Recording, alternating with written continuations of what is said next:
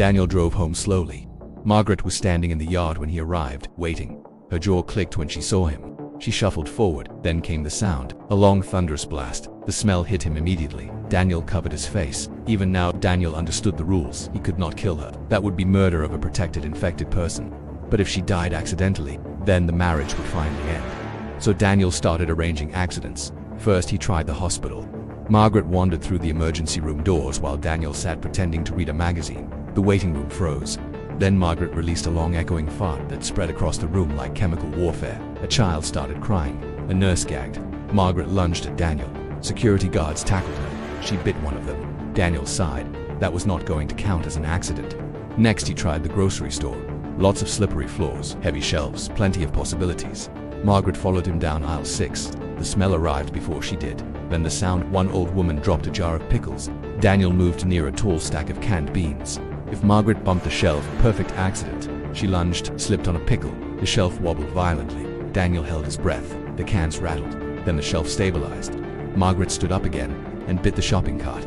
Then Daniel tried the house. He set traps, ropes, furniture. The place looked like a war zone. One afternoon, he tied a rope across the staircase.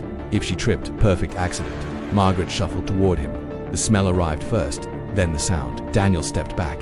She hit the rope, fell forward, rolled down the entire staircase. Daniel waited, silence. Then Margaret stood up, her neck twisted sideways. She farted loudly and started climbing the stairs again.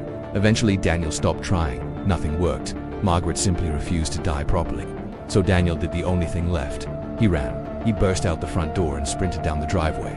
Behind him, the door slammed open. Margaret stumbled outside, still chasing, still hungry, still legally his wife. Daniel glanced back. "Margaret, we talked about this," she groaned. Then came another thunderous blast of gas. Daniel winced.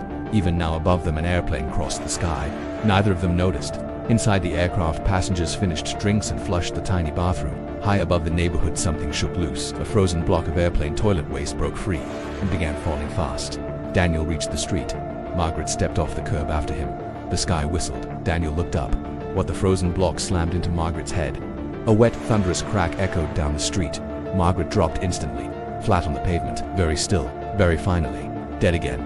Daniel stared. A small piece of blue ice slid off her shoulder into the gutter. He waited. 30 seconds. 1 minute. No movement, no groaning, no farting. A police cruiser pulled up. The officer stepped out. What happened here? Daniel pointed at the sky.